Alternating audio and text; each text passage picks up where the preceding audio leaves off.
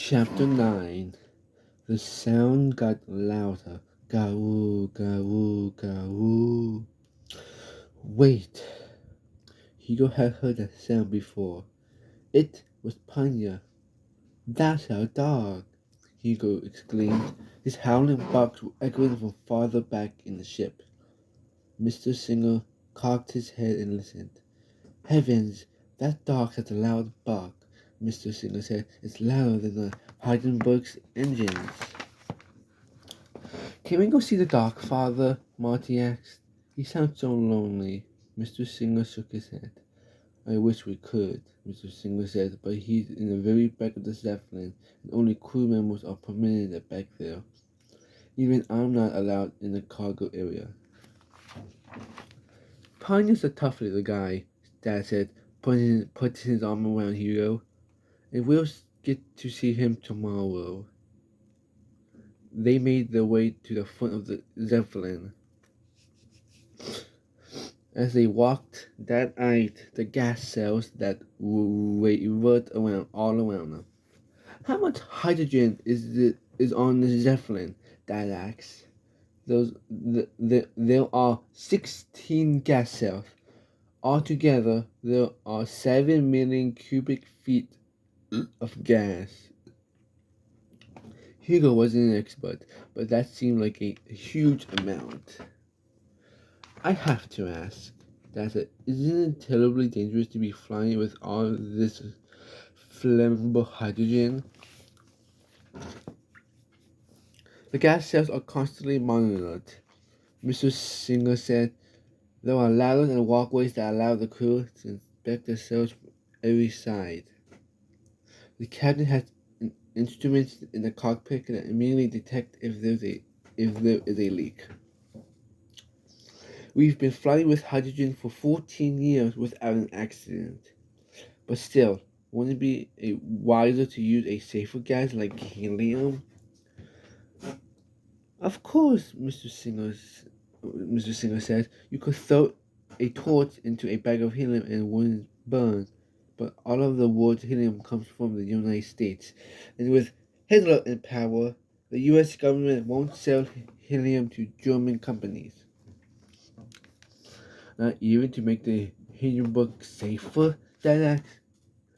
Mr. Singer shook his head. But I don't understand, Marty said. Americans love the Hindenburg. Hugo didn't get either. Why would the American government worry about zeppelins? As usual, Dad had an explanation. The first German zeppelin were used as weapons, Dad said. They used them during the Great War. Hugo's grandfather had fought in that terrible, bloody First War, which is why Hugo knew all about it. Germany started the war in 1914. Soon, the Germans were battling against a team of countries known as the Allies: Great Britain, France, Russia, Italy, and Japan. The United States entered the war in 1917 and helped the Allies defeat Germany.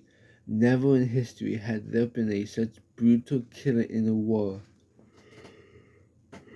For the first time, soldiers had modern weapons like machine guns and tanks and powerful bombs. There were tremendous battles that killed tens of thousands of men in a single day. The Germans even invented a new kind of weapon, a poison called mustard gas. It killed soldiers by burning their lungs when they breathed or made them blind. But Hugo never knew the Germans had used zeppelins too. They used them to drop bombs on England and France, Dad said. And you think Hitler would turn the Hindenburg into a weapon? Hugo asked. Hugo looked around, trying to imagine how many bombs the Germans would fit in this enormous space. Dad and Mr. Singer shared a dark look. Hitler is a madman, Mr. Singer said. His voice was very soft, but his friendly eyes now blazed with anger. Anything is possible. Just then they heard footsteps rushing towards them, and a man calling out for Mr. Singer. Her Singer, her Singer! One of the Hindenburg stewards appeared, red-faced and out of breath. He glanced at Dad and spoke to Mr. Singer in German. Hugo could see from Mr. Singer's face that this time something was really wrong, very wrong. Terrifying thoughts flooded Hugo's mind. Had Cole caught the spy? Was there trouble with the zeppelin? But then Mr. Singer turned to Dad. Mr. Ballard, your wife needs you to come back to the cabin right away. Dad went pale, and somehow Hugo understood. It wasn't the Hindenburg that was in danger. It was Gertie. I'm sorry, Mr. Singer said to Dad, but it seems your daughter is very sick. Chapter 10. The next few hours went by in a nightmarish blur. Gertie's fever had spiked to 105 degrees. The ship's doctor, Dr. Rudlinger, was trying everything to cool her off, but nothing was working.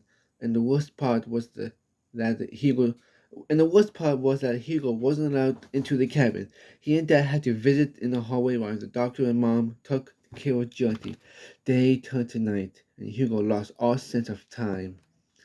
He prayed and tried to calm himself with his favorite memories, seeing the Yankees beat the Red Sox, walking through the bright green hills of the Thricker Valley after a strong rain, sharing a mango with the one-eared baboon.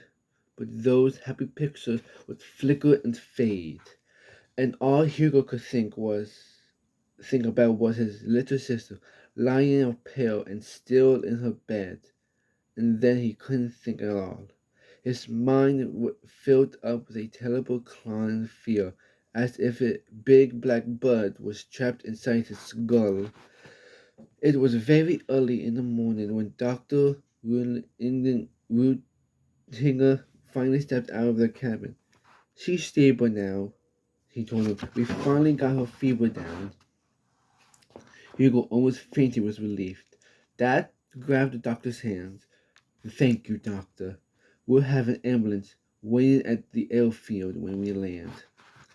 Dad looked at his watch. Thank goodness, Dad said. We land at 6 a.m. That's only 3 hours from now. The doctor shook his head. No, sir.